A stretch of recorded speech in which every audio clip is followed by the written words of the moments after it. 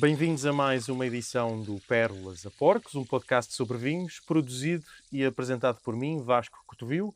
Aqui, se não sabem ainda, já deviam saber, as pérolas são os nossos convidados e o porco sou eu. E hoje vim conhecer a Joana Vivas, da Quinta do Olival da Murta.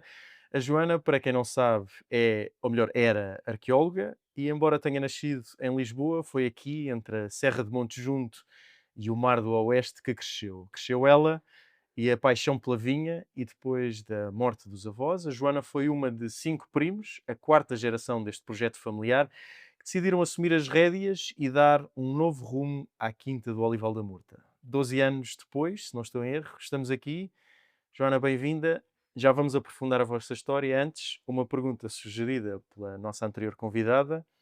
Qual é que achas que vai ser o legado do vosso projeto? Ou seja, o que é que vão deixar, o que é que esperam deixar ou transformar em Portugal ou no mundo? Eu acho que, essa é uma questão que agora já nesta fase, com cada vez que aprendo mais de agricultura e de vinhos, percebo que é uma questão muito importante, que eu tentei sempre fugir para não impor nada, para não sentir essa pressão, mas acho que é importante porque a agricultura e o cuidado com os solos, a proteção, o nosso papel de protetores é um ciclo longo, não é? A nossa permanência no planeta Terra enquanto seres humanos é minúsculo face ao que pode perdurar a nossa função, o nosso trabalho e, portanto, eu acho que nós temos um papel determinante. Acho que em Portugal não temos essa consciência, não se fala do preparar para as próximas gerações do nosso papel para o futuro. Acho que existe esse lado ético, não é?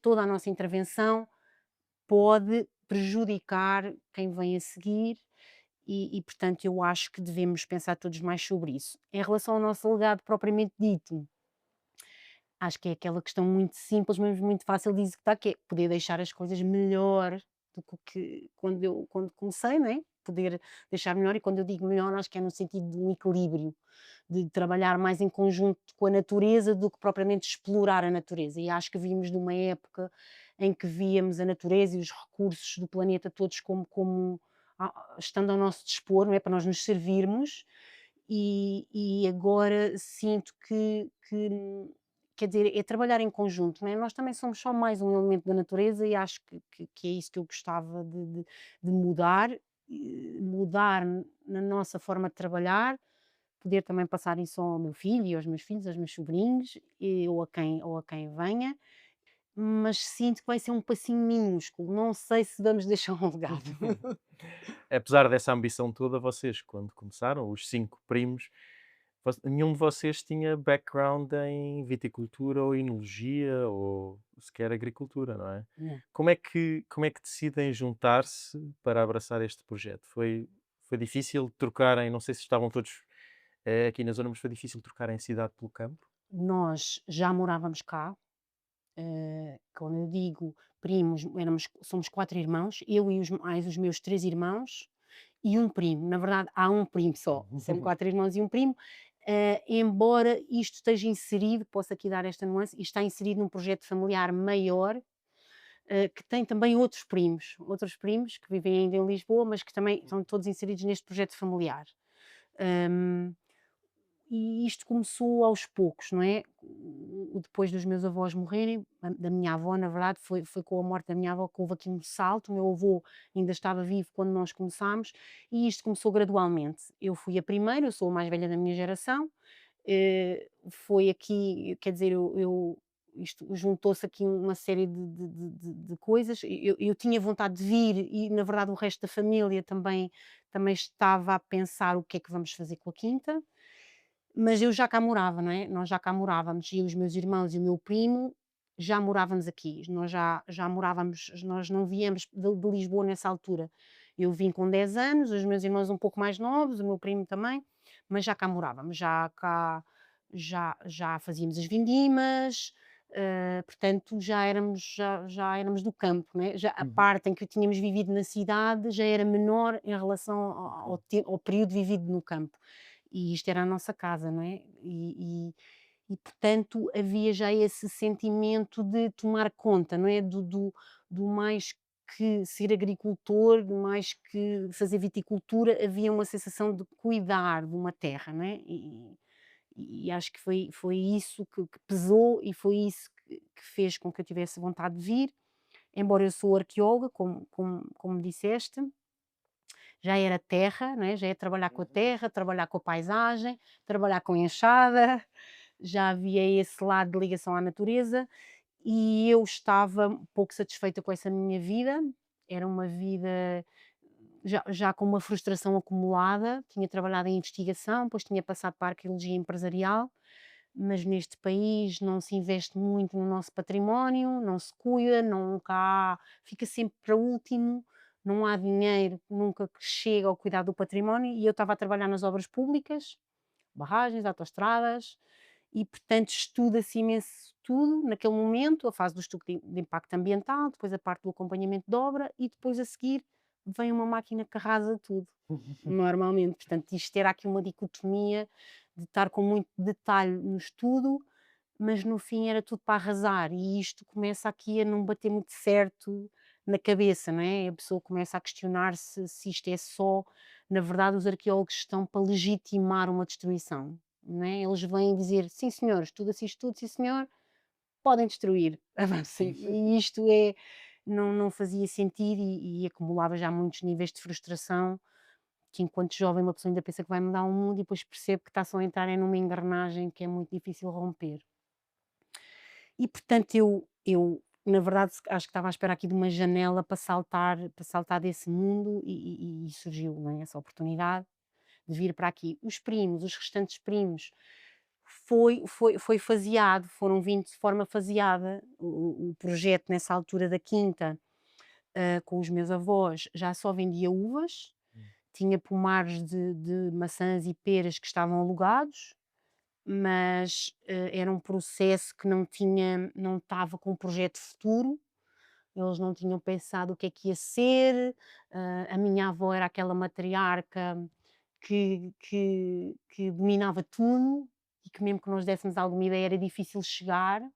Ela era muito generosa, ela era muito, digamos que isso era tudo feito com uma enorme delicadeza, eu mando, mas vocês acham que vão dando algumas ideias e Do género, sim, sim, isso é era uma boa ideia, mas depois fazia é, à maneira dela. era. E na verdade nós também estávamos nas nossas vidas, mesmo as filhas delas, não é, porque há aqui um salto, a quinta ainda é da minha mãe e das irmãs, e há aqui um salto de quem depois pôs as mãos na massa foi a minha geração, mas na verdade elas ainda são as proprietárias, a minha mãe e as irmãs.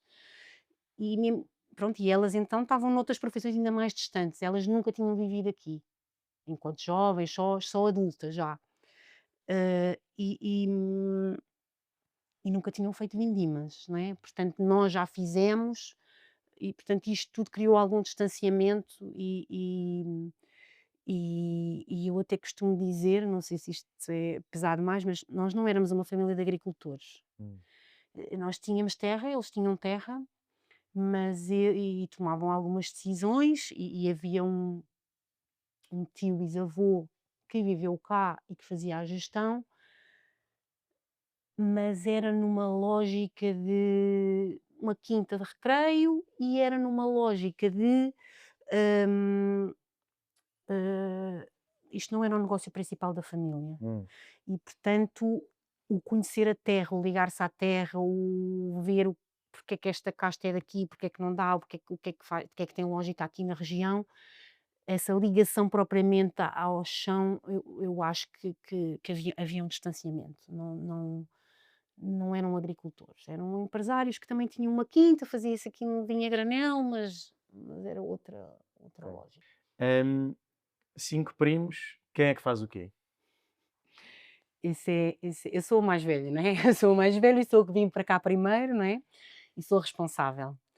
Ah, depois temos o Francisco, é o mais novo, que é o responsável neste momento pela produção, pelas vinhas, não é? Pela parte produtiva e pela parte operacional. Ah, temos o Zé, que tem um perfil mais comercial, diria, Hum. mais administrativo, ele também tem um background em gestão de organizações e eventos e faz essa parte. E, já vão 2, não é? Temos, a Mafalda, que é uma faz tudo e trabalha muito na parte a Mafalda e a Madalena, na verdade, tem uma pa trabalham muito nas vinhas, mas a Mafalda trabalhou em restauro e, portanto, tem também alguma responsabilidade na área de isto é uma quinta grande, com uma parte edificada grande e ela assume essa parte da manutenção dos espaços. A Madalena teve uma experiên era professora de educação visual e teve uma experiência de fazermos aqui algumas atividades pedagógicas, porque sentimos que podia haver aqui uma parte pedagógica face à ligação à terra com as crianças aqui da zona. Na verdade, a Madalena e a quinta prima, que é a Mariana, já não estão cá. É Hum. recente, mas já não estão. A Madalena quis experimentar ser professora, tinha isso ainda aqui e foi, e eu acho que ela ainda vai voltar um dia destes, mora cá, né? A Mariana eh, fez uma experiência, ela era engenheira alimentar e fez aqui uma experiência e depois percebeu que queria desenvolver o projeto dela. Trabalhar em família tem muitos desafios, não é? E para além destes primos todos, como eu há bocado disse, existe a quinta é de três irmãs mais velhas, a minha mãe e duas irmãs, e duas das irmãs vivem cá, a terceira vive em Lisboa e tem as suas filhas que também fazem parte da empresa. Portanto, uma família muito grande, apesar de serem só os 5 primos. Eu não percebi, quem é o primo? O primo Ou o É o Zé? Zé, Ok, ok. que Os outros os são outros são irmãos. irmãos. Ok. Pronto, além disso, ainda vários outros primos, portanto, Sim, não são muitos cozinheiros na mesma cozinha? são. E ainda para mais, nós tentamos fazer uma gestão, é tudo muito participado. É uma democracia participativa. E começou assim, porque era uma herança, era e ainda é uma herança indivisa, e portanto a forma de conseguirmos que isto siga, toda a gente tem que participar muito, e Hum. quando eu digo participar, às vezes é na decisão de um vinho, e na prova, e no rótulo, eh, às decisões mais gerais, mais contabilísticas, mais de gestão. À medida que os anos foram avançando e já temos 12 anos, 13 anos, eh, cada vez eu não queria dizer que está menos participativo, isto até pode aqui trazer discussões depois dentro do seio da própria família, mas, vamos confiando mais uns nos Ok. outros, vamos tendo mais confiança principalmente no conhecimento de cada um. Porque como ninguém era da área, precisámos de caminhar todos conjuntamente e depois, à medida que cada um foi encontrando as suas ferramentas nas áreas em que estava, eu aqui mais na área agrícola, o meu irmão depois foi estudar agricultura biológica, o Zé mais na área da gestão, as minhas primas em Lisboa numa área mais de imobiliário, porque aquilo era onde o meu avô vendia o vinho, eram armazéns de armazenamento, portanto foi necessário também reconverter esse negócio e portanto à medida que cada um foi encontrando as suas ferramentas e estudando mais, fomos confiando mais no conhecimento uns dos outros. E portanto agora, se calhar, eu já decido alguns vinhos sem elas virem Duvidarem daquilo que tu estás a sim, né, dizer. acho que fui conquistando essa confiança, mas aqui com o meu irmão, com o meu primo, também precisámos para crescer, de cada um ir tendo as suas especialidades e por isso é que o meu irmão também assumiu mais uma responsabilidade na produção e mesmo na adega. Eu faço mais uma coordenação, como eu estava cá há mais tempo e se calhar sei um bocadinho mais à minha avó, vou continuando a ter muita participação. Vais dizendo que Portanto, sim, mas depois falas à tua maneira. não é bem, se calhar ele podia responder a isso, acho que ele se calhar tem aqui alguma queixa, quer dizer, a experiência e no vinho, a experiência faz muita diferença, né, e depois só podemos experimentar uma vez ao ano. Vocês, no fundo, apesar de terem crescido aqui, começam do zero, mas vão diretos a uma agricultura com um foco muito na sustentabilidade. Como é que surge esta ideia? Porque a ideia que eu tenho é que muitos produtores passam pelo processo contrário, adotam uma agricultura convencional, nem que seja porque é logo imediatamente produtiva e do ponto de vista financeiro, se calhar isso compensa, mas e que depois fazem então a conversão. Vocês foram diretos à agricultura mais sustentável, uma produção mais ecológica, mais virada se calhar para os vinhos naturais. Porquê? Nós não começámos logo, né, isto até parece que foi assim num estalar de dedos, mas não foi. Nós quando viemos havia agricultura convencional, foi em 2011 que eu comecei a podar, e depois, ou seja, do ponto de vi é no fim do ano, mas é no início do ciclo agrícola, e o meu avô ainda era vivo nessa altura, e estávamos em convencional, em produção integrada, na verdade é o que a maioria dos agricultores estão hoje em dia, em produção integrada, ou seja, é a agricultura convencional. E estivemos assim desde 2011 até 2016.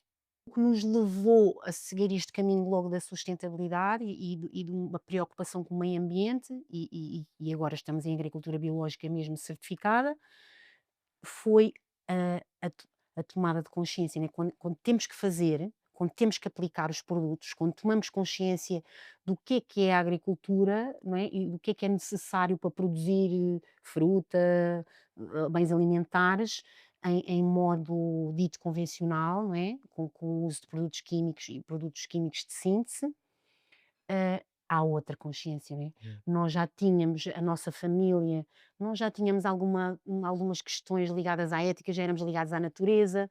A minha mãe teve sempre um papel nisso, educou-nos muito na ligação com a natureza, no observarmos a natureza, na ligação com as plantas, portanto, ensinou-nos a ser muito observadores. A arqueologia também tem isso, também tem esse lado de observação e de aprendizagem com a observação. E depois quando tens que pôr químicos, quer dizer, desde o cheiro ao que faz na pele, ah, não há dúvida, não há dúvida nenhuma. E eu acho que se toda a gente tivesse a oportunidade de experimentar isso, não ia ter dúvidas nenhumas, não é? Sim, Quando tu tens que te proteger todo claro. para aplicar um produto e depois vais comer aquele alimento. Claro que sabemos que há intervalos de segurança, há essas regras todas, mas não há grandes dúvidas. E principalmente os inseticidas, quer dizer, um inseticida é veneno, não é? Uhum. Todos os rótulos dizem todos que isto contamina tudo, as águas, os solos, morre tudo, não é? Sim, são feitas por empresas farmacêuticas, que é logo aí uma coisa.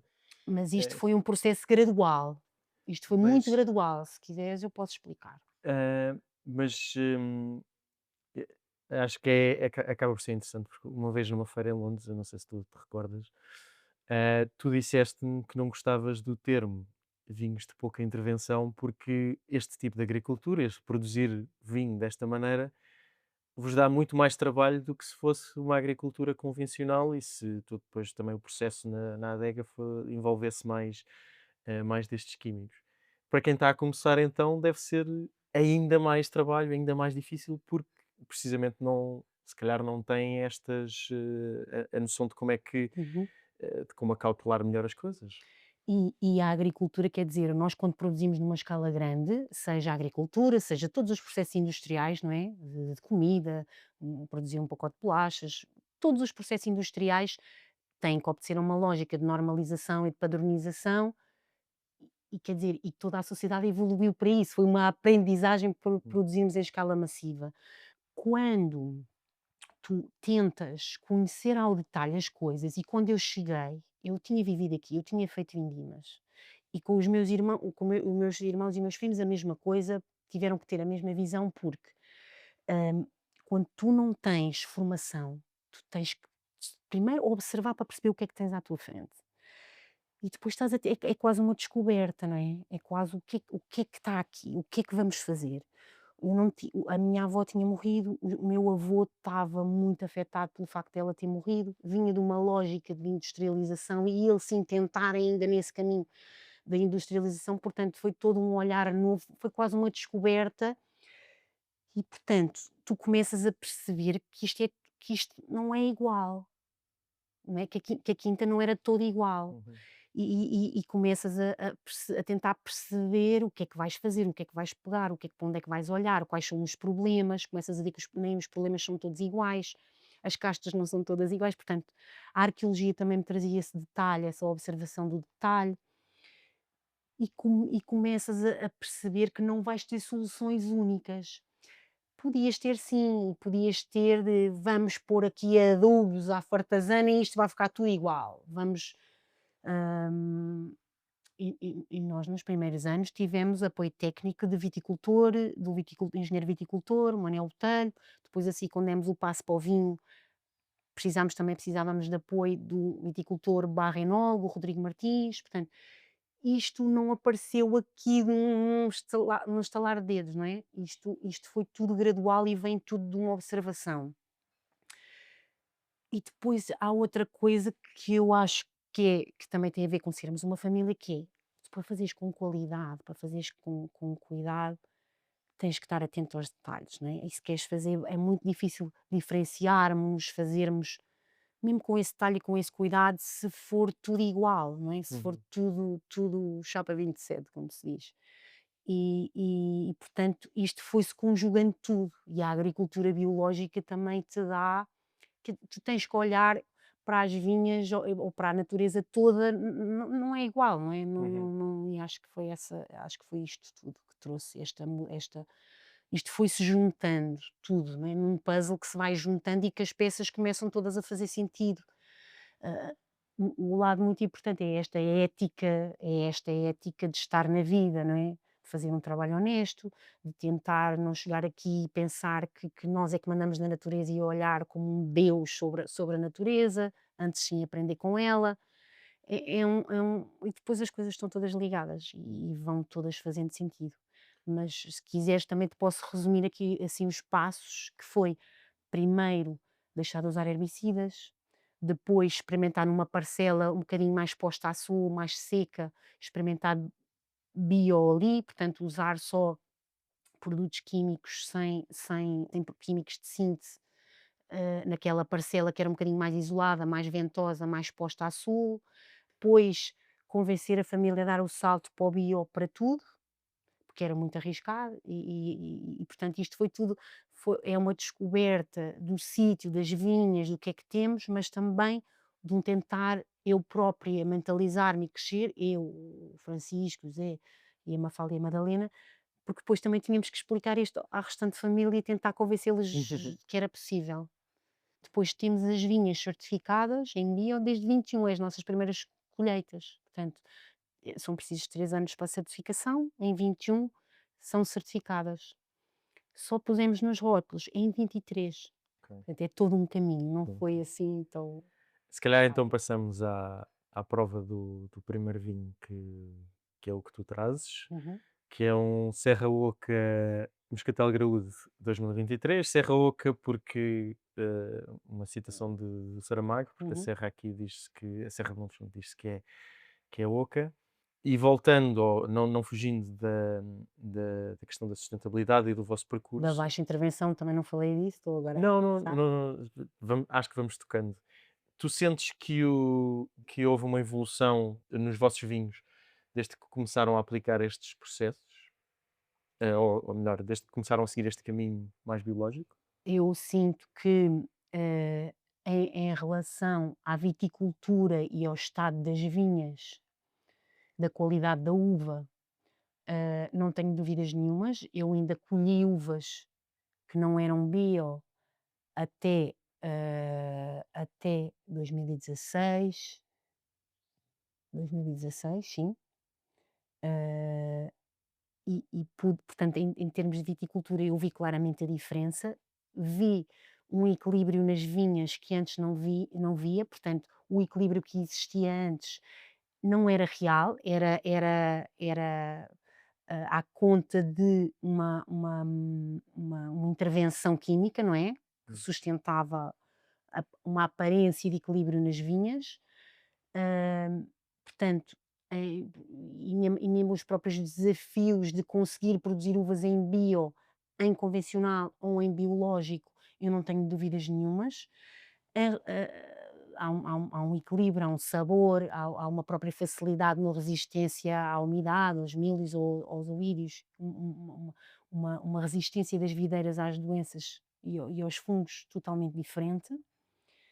Eu arriscando aqui a ser um bocado exagerada, mas também acho que é próprio meu, eu tenho achado mais fácil produzir em biológico do que em convencional, Hum. numa zona tão úmida. Em relação aos vinhos,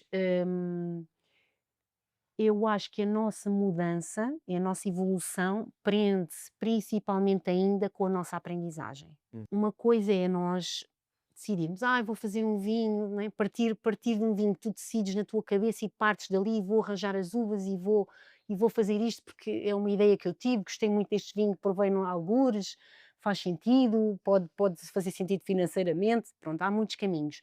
Nós aqui partimos de uma coisa que existia, não é? Hum. Partimos de uvas que existem, castas que existem e, portanto, para nós é muito importante que isso possa continuar a perdurar e que depois tem que ser viável economicamente, não é?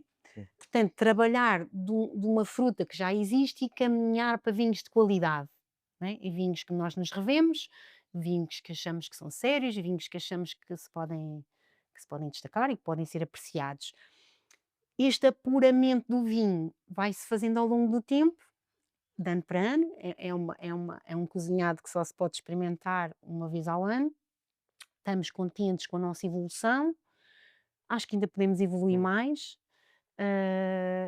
mas no nosso caminho para fazer vinhos mais sérios, acho que estamos contentes e Ok. estamos orgulhosos. Uma das grandes bandeiras deste tipo de vinhos que vocês fazem, quer lhes chamemos vinhos de pouca intervenção ou vinhos naturais, é esta ideia de estado de sítio. Hum, Nós aqui estamos entalados entre a serra e o mar. Como é que defines o vosso terroir e depois o que é que isso confere aos Uhum, vossos vinhos? uhum. Nós estamos entre a Serra de Monte Junto e o Oceano Atlântico. Estamos na base da serra, chamamos-nos Serra Oca, mas estamos aqui na base. A serra a serra é determinante aqui na nossa zona, porque nós estamos a 15 quilómetros do mar, a 15 quilómetros em linha reta, estamos ali perto da Areia Branca, é a praia mais pertinho, e temos sempre uma nortada, não é? E essa nortada, ao longo de todo o ano, há todo o ano há nortada, mesmo no verão.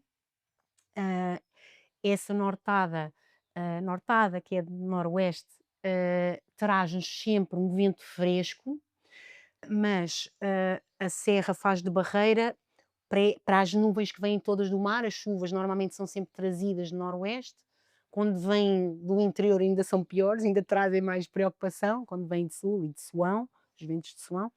Mas esta nortada que é constante traz-nos sempre as uvas e a serra faz de barreira, portanto há aqui um capacete de nuvens que traz muita umidade. Nós, como estamos mesmo aqui no sopé, temos hoje vimos isso de manhã, tinha umas nuvenzinhas sempre de manhã, agora o sol já abriu e nós temos sempre umidade, não é? Hum. Mesmo no verão, temos sempre uma umidade latente e esta umidade, com o calor, porque quando o céu descobre é um calor forte, é uma zona quente, cada ano mais quente, estamos a sentir bastantes diferenças, mas esta junção entre calor e umidade, calor e ventinho sempre fresco, sempre frio, faz com que o nosso equilíbrio nos vinhos seja um equilíbrio mais alto, um bocadinho mais em cima, ou seja, nós temos álcool, mesmo nos brancos, temos algum álcool, mas temos uma boa acidez. Nós facilmente temos vinhos brancos, mesmo com 13 graus, não é o caso do moscatel. O moscatel tem aqui uma zona bastante ensombrada da nossa vinha moscatel, mas, por exemplo, o Fernão Pires Arinto, virado a sul, tem um equilíbrio fenólico, um equilíbrio de maturação, com bastante álcool. E temos é sempre depois uma boa acidez. Portanto, isso é o determinante aqui do nosso terroir, é esta junção entre a serra e o mar. Depois temos solos calcários, né, argilocalcários, uma argila muito fina, que nos traz muita retenção das águas, mas que no verão abre grandes fendas e portanto as vinhas também estão muito expostas ao calor e isto é o determinante. Mas são solos profundos, frescos, com muita argila. Acho que há aqui o lado também humano do terroir. E qual é esse lado humano neste caso? Eu acho que, quer dizer, na verdade, isto são vinhos de baixa intervenção, né, no geral. Acho que podemos dizer é que isto são vinhos de muita intervenção, né, de Muito alta trabalho. intervenção, de muito trabalho. Ou então até podemos dizer só que são vinhos de intervenção, né? Acho que isso até é um slogan muito engraçado, porque quer dizer, tentamos trabalhar aqui este lado mais político e ético Ok. de de de respeito pela natureza, respeito pelo nosso terroir, respeito pelas famílias que os fazem. Acho que há este lado ativista aqui destes vinhos Mais uma parte do de vosso baixa legado. intervenção. Acho que sim, acho que sim, acho que temos esse dever. Mas ia explicar então dessa intervenção do lado humano, que é, são as pessoas, são os produtores que tomam as decisões, não é? Que o vinho não salta das uvas, da vinha para a Claro. adega, né? E por isso é essa a razão por não me agradar tanto esse lado de pouca intervenção. São as pessoas que tomam todas as decisões. E as decisões nestes vinhos, hum, como não há adição de produtos químicos, não é? Não há correções na adega, eh, as decisões são fundamentais, são irreversíveis, né? Tu quando decides escolher umas uvas, estão colhidas, tu quando decides eh, vais engaçar, com engaço, sem engaço, quantos dias de curtimenta, decides juntar um lote, não há volta atrás e, portanto, o lado humano é preponderante nestas Hum. decisões todas. Ah, E só podes fazer isso uma vez por ano, no fundo. só, tens que vender a seguir, né? E, tens que ser decidido, não é? Tem que haver aqui uma determinação. Eh, Há ainda nós vendemos muitas uvas, nós temos estes hectares todos e nós só vinificamos uma parte. Vendemos a outros pequenos produtores, assim como nós, principalmente, que fazem também vinhos com esta filosofia e com esta maneira de estar. E que nós depois podemos provar, não é? Podemos provar das nossas uvas. E é incrível como é que os vinhos são tão diferentes. Hum. Às vezes até monocastas, por exemplo, o castelão que nós vendemos é um exemplo nos outros produtores que fazem vários castelões. E os vinhos são muito diferentes, têm um perfil diferente, têm uma alma diferente, não só, claro que há umas nuances na vinificação, mas não há assim tantas. Hum. Quer dizer, da mesma parcela, não é? Ali, e depois os vinhos são muito, muito distintos. E eu acho que isto então faz mesmo confirmar que esse lado humano faz toda a Sim, diferença. nós às vezes bebemos vinhos da Borgonha que um produtor tem uma Uma fila linha. aqui, a outro tem a outra linha em baixo e são vinhos completamente diferentes precisamente por causa dessas decisões todas que são tomadas em timings diferentes É verdade, ou de maneiras diferentes. é verdade. Ahm, Tu disseste que vocês no fundo acabam por tomar estas decisões todas independentemente do mercado, mas sentes que, por exemplo, com esta nova vaga, a sensação que dá é que há todo um pensamento coletivo um pouco mais virado para a sustentabilidade, as pessoas também se preocupam mais com aquilo que põem no corpo, seja Uhum, o que ingerem em termos de uhum. alimentos e tudo mais. Achas que o mercado vos está a dar razão? Eu não tenho dúvidas nenhumas disso. Nós já vemos os supermercados todos com secções bio, né? É uma coisa dos últimos, que é 5 anos, talvez. E falo dos supermercados, porque os supermercados, pronto, acompanham o grosso das tendências de consumo, não é? E eu, não tenho dúvidas nenhumas, isto já se começa a ver, mas não há dúvidas nenhumas que todo o mercado dos vinhos, cada vez mais se vê experiências de vinhos, com uvas com certificações biológicas, vinhos, gamas, experiências de pouca intervenção, acho que vemos isto na generalidade. Vemos que, mesmo produtores de maiores dimensões a abraçar essa causa. Acho que muitas vezes estão a ser empurrados pelo mercado, não há dúvida nenhuma, e sabemos que o setor da produção de uvas e dos vinhos em Portugal está a atravessar uma fase complicada, porque há muita produção de uvas, muita importação de vinhos espanhóis, todo um mundo discutível à volta disso. E acho que isso ainda vai acelerar este processo de irem procurar nichos de mercado. Eu acho é que vão se deparar com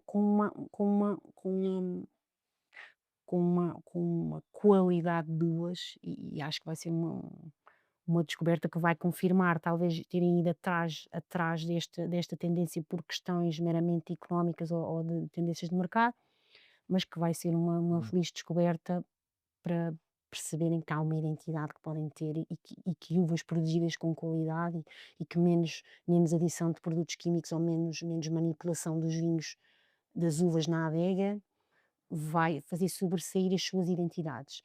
E é como tudo na vida, não é? Umas vezes as decisões são tomadas por forma à partida, não é? Uma questões éticas ou de maneira de estar, outra vez fomos empurrados para elas e depois é que percebemos onde é que fomos parar, mas ainda bem que é assim.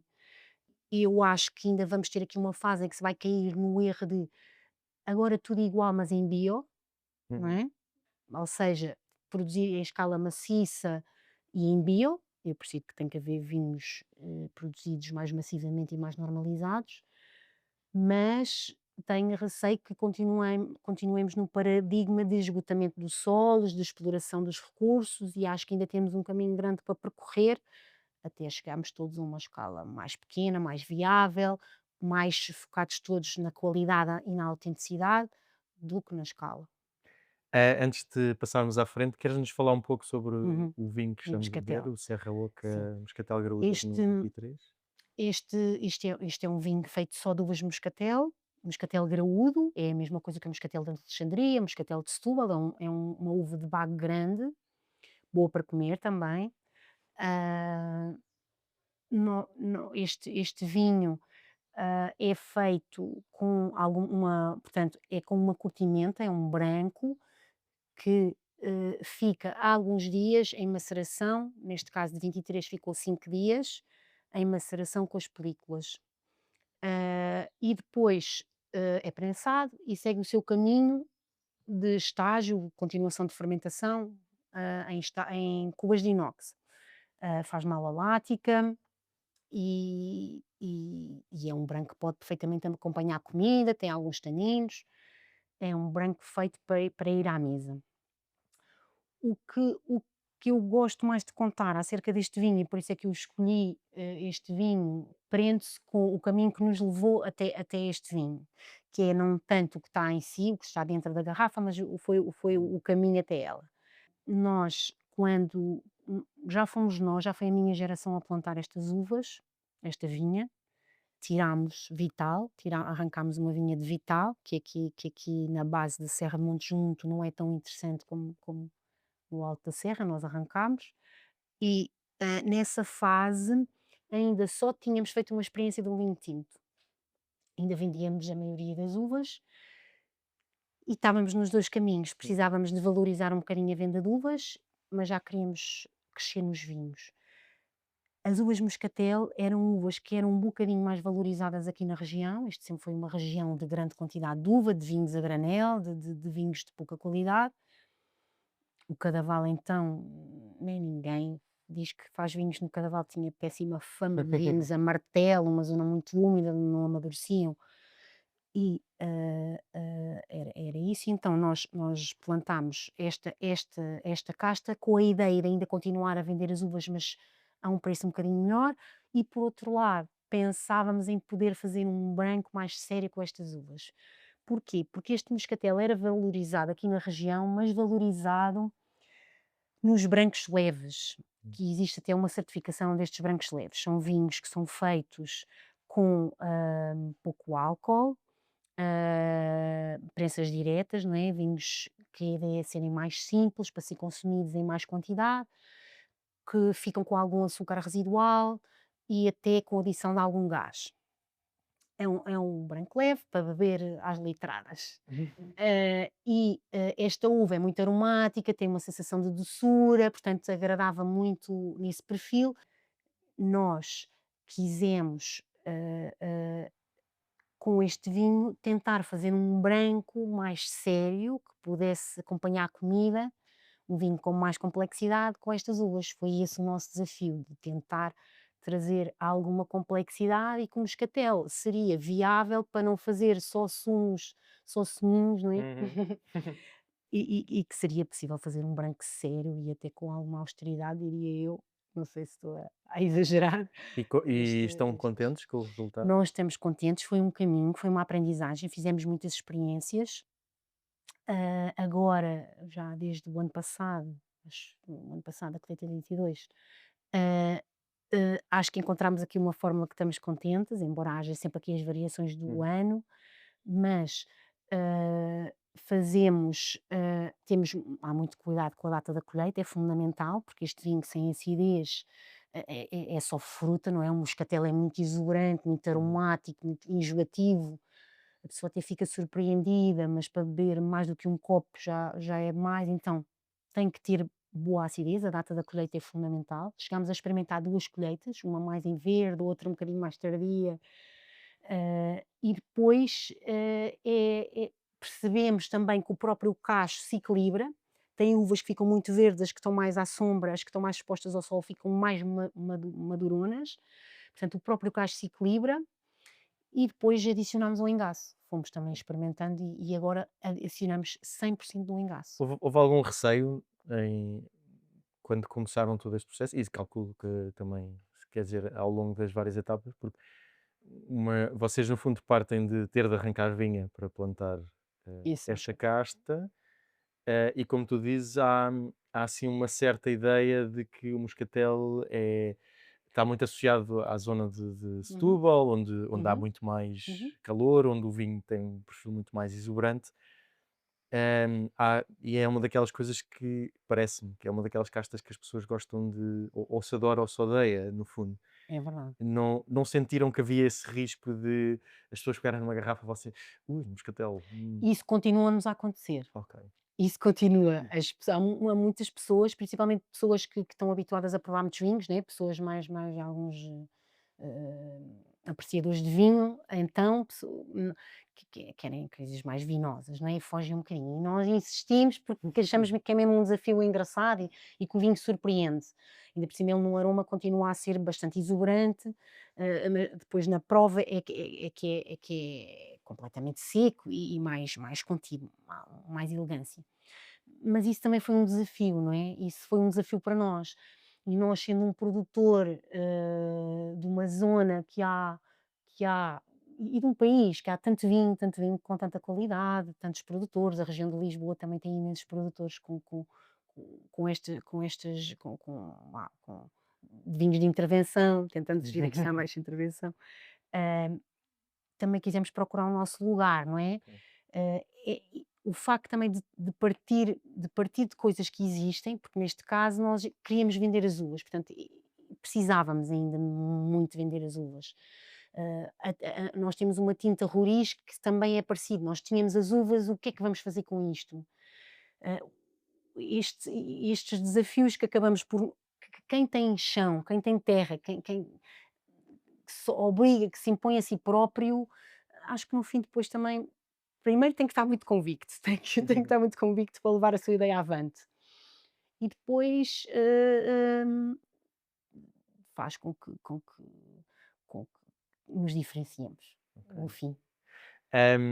Se calhar passávamos então ao produtor de inspiração, Podemos que quando falei contigo, tu sugeriste a Azienda Vera, sugeriste inclusive um moscatel também, o Moscato d'Asti, pelo qual eles são muito conhecidos, que é precisamente o vinho leve, uhum, para beber, às litradas, de que vocês estão a fugir neste moscatel. uhum. Acho que a questão é porque é este produtor que faz um vinho que vocês tentaram propositadamente não fazer. Nós escolhemos este vinho, foi mesmo essa a razão, e eles foram uma inspiração para nós. Eles são, não é, são 2 irmãos, é no Piemonte.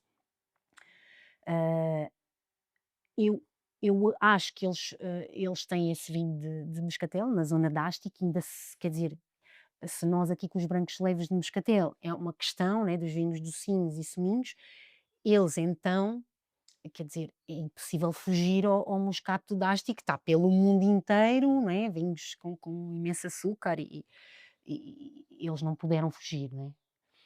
Ah, Ainda assim, eu acho que eles fizeram esse moscato, mas acho que é um vinho completamente respeitoso desse legado, dessa tradição. Hum. Acho que é um vinho elegante, quer dizer, há alguma doçura de impossível fugir, mas também temos que ver que é uma zona fria, não é? E e e e ainda assim eles conseguiram conduzir as coisas de forma a fazer um vinho sério com essas condicionantes. Há sempre essas limitações que no fim nos conduzem, mas que no fim nos trazem a nossa singularidade, não é?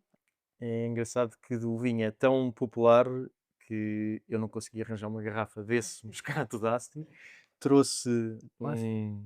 uma outra versão de moscatel que eles fazem, que é uma solera de vários anos até 2007, se não estou em erro, é sim senhora, e que depois continua em envelhecimento, continua em barrica e que até desenvolve flor e portanto já temos aqui estes aromas mais da oxidação, mas que surpreendentemente isto mantém imensa frescura, É mantém verdade. aquele perfil aromático de que É verdade. falávamos. A casta, como tem muita identidade, como é muito identitária, consegue ser muito plástica, está incrível, não está? Isto é espetacular. E portanto, nós conseguimos fazer algum trabalho, neste caso o Solera, não é, tem aqui vários anos acumulados, tem a flor, portanto há várias camadas de informação que podem ser adicionadas, mas mesmo assim conseguimos perceber que é um moscato, não é, que é um moscatel. Sim, e E eu tenho expectativas de um dia conseguir fazer assim uma coisa mesmo destas incrível. Nós com este moscatel o que temos conseguido ver é a evolução dele ao longo dos anos, né, ele tem uma curtimento, há uma oxidação, conseguimos ter nós fizemos a primeira experiência em 2016, só uma barrica, portanto temos 16, 17, 18, conseguimos perceber que há uma oxidação, positiva, não é, que traz aqui uma hum, dimensão, uma outra dimensão à casta, mais mais complexidade, complexidade. evolui para um sabor mais de mel, Uhum.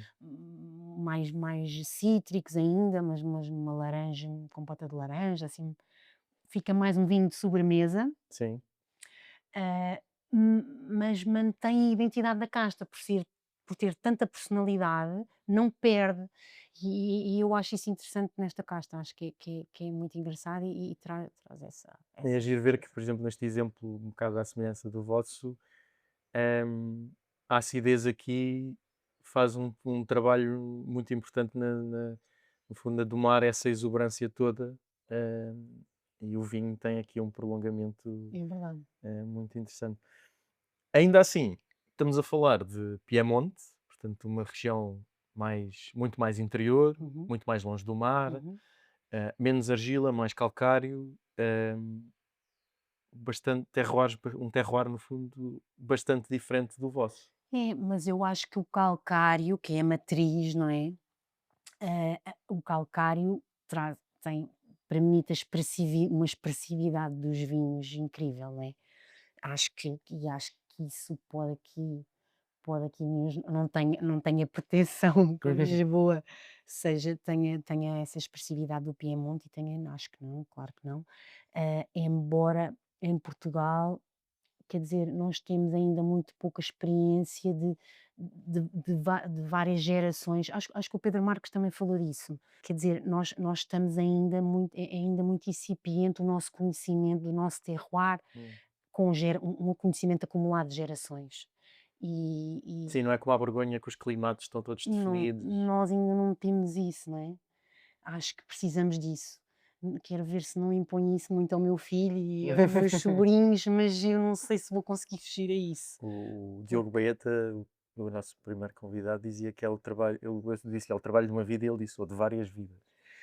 Ahm, Olhando para esta inspiração, para o que eles fazem e para o que vocês fazem, quais são os passos que tu queres ou que vocês querem dar agora, nos próximos tempos e com vista ao futuro e o legado uhum, que vocês uhum. esperam deixar? Nós, em relação aos vinhos que temos, diretamente, nós precisamos ainda precisamos ainda de aprender mais, de trabalhar mais. Às vezes estarmos aqui fechados e temos as vinhas impossibilita-nos de ir conhecer mais, no sentido de trabalhar mesmo com outros produtores. Nós queremos muito fazer isso, cada vez queremos mais fazer isso, porque como só a oportunidade de experimentar uma vez, podendo duplicar essa experiência, é uma grande possibilidade de aprender rapidamente. E queremos também ainda, no trabalho da viticultura, tirar algumas castas. Este ano já fizemos isso, já arrancámos alguma vinha, e vamos querer ter uma seleção colonal mais variada, porque percebemos que essa riqueza tem que vir da planta, e tendo provado cada vez mais vinhos de seleção policlonal, estamos muito com essa vontade. Ah, Falando no geral da agricultura e da quinta toda, e desta quinta que temos a sorte de ter herdado, hum, nós estamos num caminho de diversificar. Nós sentimos que ter uma monocultura de vinha eh, impossibilita um ecossistema diverso e equilibrado. Portanto, arrancámos alguma vinha, vamos por outras culturas, estamos a fazer pela primeira vez este ano uma experiência de produzir peras e maçãs, que já existiam, mas que voltaram para nós, têm estado alugadas. Ah, e queremos fazer experiências de outras culturas, tirar algum olival, fazer alguns trigos antigos, fazer algumas experiências de hortícolas. Portanto, vamos estar num caminho de diversificação Hum, para outras culturas, para tentar voltar a repor um ecossistema que havia aqui, porque a quinta era uma pequena aldeia uhum. que se bastava a si própria, que tinha animais. Portanto, vamos fazer esse caminho também de ter animais. hum, e gostávamos de seguir nesse caminho de equilíbrio, equilíbrio principalmente biodiverso. Uma boa nota para terminarmos antes de passarmos à nossa ronda de perguntas rápidas. Quem já nos ouve sabe que são perguntas de resposta rápida, sem pensar, para dizer a primeira coisa que te vem à cabeça. Casta favorita? É difícil para mim responder a isso. Uhum. Desculpa-me, vou já estragar as respostas rápidas, porque eh, É engraçado que a maior parte dos entrevistados nesta ronda demora mais tempo do que nas outras perguntas. Ficam sempre. "Ah." não sei, assim, podendo, assim, quer dizer, vinhos de outros produtores, consigo responder. Por exemplo, adoro a Baga, é a minha casta favorita. Agora, aqui parte de castas que existem. Não consigo Hum, ter uma resposta, Baga é desculpa. uma, Baga é uma boa resposta. Uma casta que não gostas ou que dispensas? Olha, Toriga, eu sei que toda a gente tem respondido Toriga, mas é muito difícil na viticultura. A expressão aqui também não era muito identitária. Esta Toriga daqui, não. Ok. Uma casta subvalorizada, ou seja, que tu vês potencial, mas A que. tinta Roriz, acho que vou ter coragem para dizer isso. Ok, Aqui, a tinta Roriz, aqui. ok. E o contrário, uma casta sobrevalorizada. Já disseste a tua riga, portanto não Sobrevalorizada, podes dizer pois outra já, vez. pois não, essa foi assim a primeira que me veio. Eu não consigo, desculpa, não consigo ter respostas assim em caixinhas. Falaste, escolheste uma inspiração internacional. Há assim produtores a nível nacional para quem tu olhes como uma inspiração também? Olha, também não vai ser uma resposta rápida, mas há uma série de produtores interventivos, interventivos no bom sentido, que me inspiraram, e mais do que inspiraram, foram bons amigos na partilha da sua experiência, e portanto, consequentemente foram uma inspiração. Tenho que até agradecer, olha, vou aproveitar este momento para agradecer a estes produtores aqui da região de Lisboa, que têm sido tão generosos nos ensinamentos, e com quem tenho tido a oportunidade de dar aqui saltos rápidos na aprendizagem. E são uma inspiração, e são uma inspiração não só nos vinhos, também nos vinhos. Hum, Gosto dos vinhos deles, mas muito na partilha, né? Não se evolui sem partilhar, sem ouvir, sem aprender, sem ouvir a opinião dos outros, e tenho que falar deles. No geral, não vou aqui ok, particularizar ok. nenhum Depois SEO. esqueces de algum e é chato. Ahm, uma região excluindo esta, é uma região favorita ou onde gostavas de trabalhar? Gosto do Dão, Ok. Pairing favorito, vinho com com queijo. queijo. Boa resposta. Melhor vinho que provaste recentemente? Olha, vou dizer, vinho favorito, um branco da Serrarinha, Ok. 2012. 2012. Incrível, incrível, ficou mesmo na memória. Estava muito jovem, mas ao mesmo tempo com uma complexidade. E aqui da zona? Aqui mais pertinho ainda. Sim. Não, não, não. A Ah, Serradinha tem. e aqui da zona. É, É isso, ok, ok. Pensei que querias ainda mais pertinho. ahm, coisas que não gostas de ouvir sobre o teu vinho. Não gosto de ouvir em relação ao moscatel. Moscatel não quero. E coisas que gostas de ouvir sobre o teu vinho. Gosto de ouvir que se vê que está cá a nossa alma, que Hum. às vezes ouvimos isso, que está cá a nossa essência enquanto produtores. E última pergunta: se estivesses no meu lugar, que pergunta é que farias ao próximo convidado? Sim. Fica à vontade. Gostaria de saber, até para poder discutir um bocadinho um mercado, que há sempre aqui um debate que é, se faz algum sentido, eh, produzir vinhos a pensar, no que as tendências do mercado pedem, ou, se por outro lado faz sentido o produtor manter a sua identidade, o que gosta, o que acha que a sua quinta, que as suas vinhas, representam. Pronto. Joana, muito obrigado mais uma vez por nos receber. Obrigada.